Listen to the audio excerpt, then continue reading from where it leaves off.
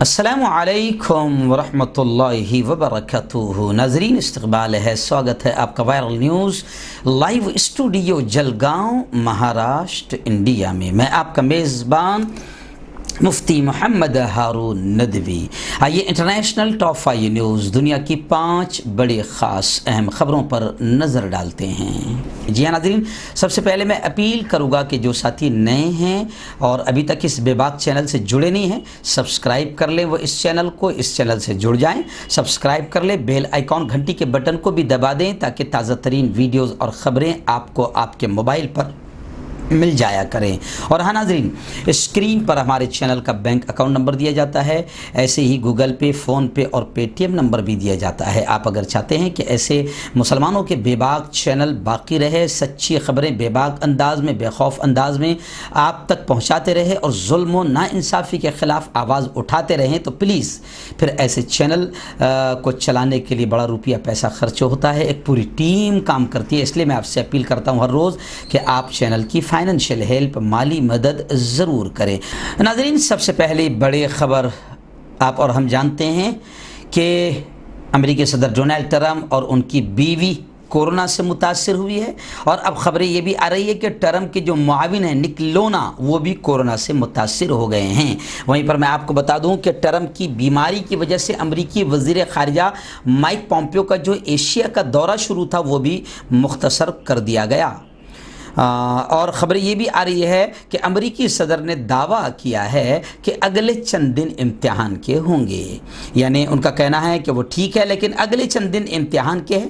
سنیچر کی شام ٹویٹ پر پوسٹ کی جانے والی ویڈیو صدر ٹرمپ نے کووڈ-19 کی تشخیص کے بعد ان کی صحت کے بارے میں مختلف جو باتیں ہو رہی تھی، اس کے بعد یہ ویڈیو سامنے آئی ہے جس میں انہوں نے کہا کہ اگلے چند دن امتحان کے ہوں گے۔ لیکن لوگ یہ بھی کہہ رہے ہیں کہ ٹرمپ پر بڑا امتحان ہے کہ پرچار کر رہے تھے ابھی الیکشن کی تیاریاں زور و شور پر تھی کہ خدا نے ان کو کورونا لگا دیا اور اب وہ پرچار بھی نہیں کر پا رہے ہیں۔ تو کچھ لوگوں کا کہنا ہے کہ یہ اوپر والے کی قدرتی مار ہے۔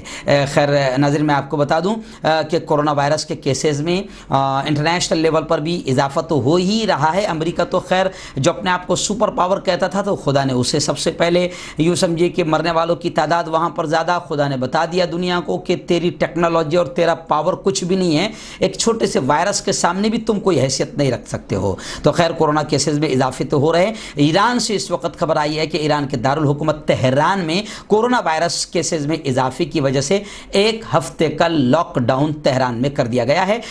تعلیمی ادارے، مسجدیں، عوامی مقامات بند کر دیے گئے ہیں، جبکہ ہر قسم کی سماجی تقریبات پر بھی بین لگا دیا گیا ہے۔ ماہرین کی جانب سے تہران میں کورونا کیسز میں 5 گنا اور موت میں مرنے والوں کی تعداد میں 3% اضافے کا خدشہ ظاہر کرنے کے بعد لاک ڈاؤن کا فیصلہ کیا گیا، جو 9 اکتوبر تک جاری رہے گا۔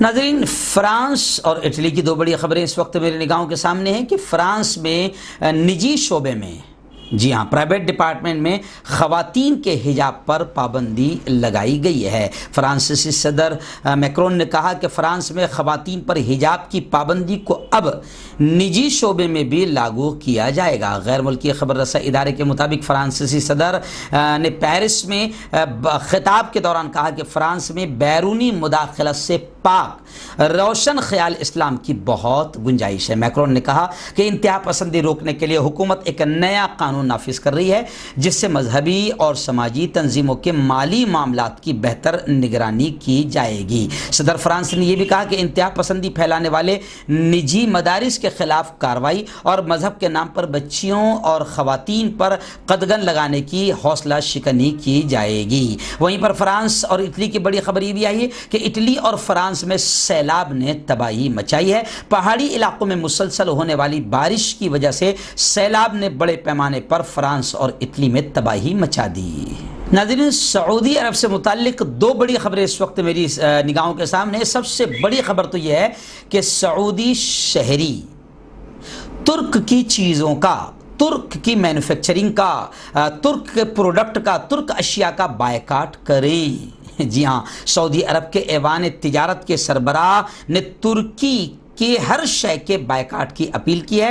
ان کا کہنا ہے کہ ہر سعودی شہری کی یہ ذمہ داری ہے کہ وہ ترکی کی مملکت میں درآمدات، سرمایہ کاری اور سیاحت کا بائیکاٹ کرے۔ انہوں نے ترک صدر رجب طیب اردگان کے بیان کے ریئیکشن میں بائیکاٹ کی یہ اپیل کی ہے۔ میں آپ کو بتا دوں کہ طیب اردگان کے بیان کے بعد دونوں ملک یعنی ترکی اور سعودی عرب کے درمیان تعلقات خراب ہو چکے ہیں، کشیدہ ہو چکے ہیں۔ صدر اردگان نے جمعرات کو کہا کہ خطہ خلیج کے بعض ممالک ترکی کو ہدف بنا رہے ہیں، نشانہ بنا رہے ہیں اور ایسی پالیسیوں پر عمل کر رہے ہیں جن سے خطہ عدم استحکام کا شکار ہو رہا ہے۔ انہوں نے ترکی کی جنرل اسمبلی سے خطاب کرتے ہوئے کہا تھا کہ یہ بات فراموش نہیں کرنی چاہیے کہ جن ممالک کی بات کی جا رہی ہے وہ کل اپنا وجود نہیں رکھتے تھے اور اغلب یہ ہے کہ وہ مستقبل میں بھی موجود نہیں ہوں گے، تاہم ہم اللہ کی منشا سے اس خطے پر ہمیشہ اپنا پرچم لہراتے رہیں گے۔ ان کے اس بیان پر بعض سعودی عہدیداروں نے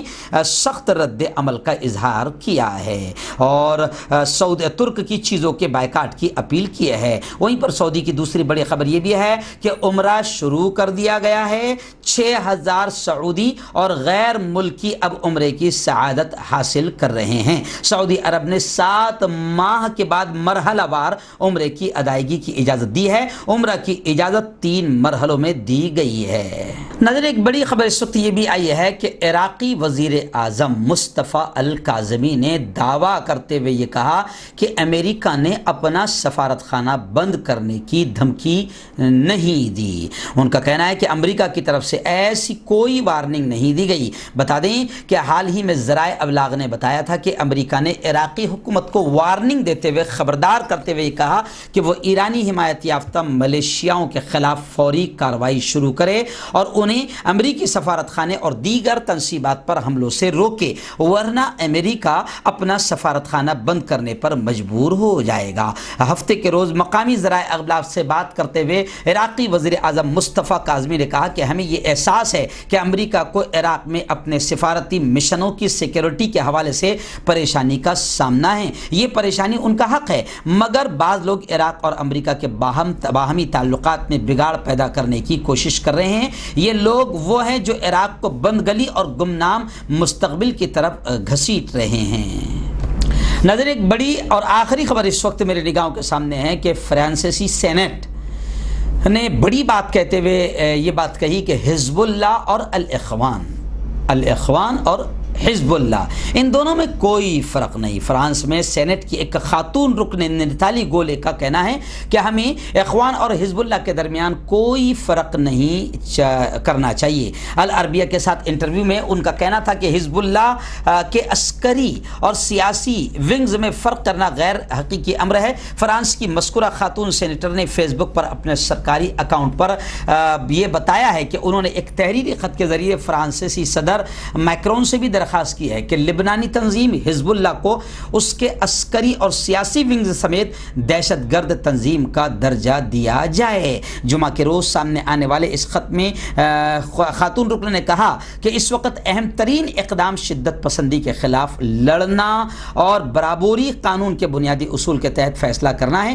لہذا اب وقت آ گیا ہے کہ تمام وسائل پر بلا واسطہ یا بالواسطہ قبضہ کر لینے والی جماعتوں پر روک لگائی جائے اور حزب اللہ اور الاخوان میں کوئی فرق نہ کیا جائے۔ یعنی صاف ان کا کہنا ہے کہ یہ دونوں دہشت گرد تنظیمیں ہیں۔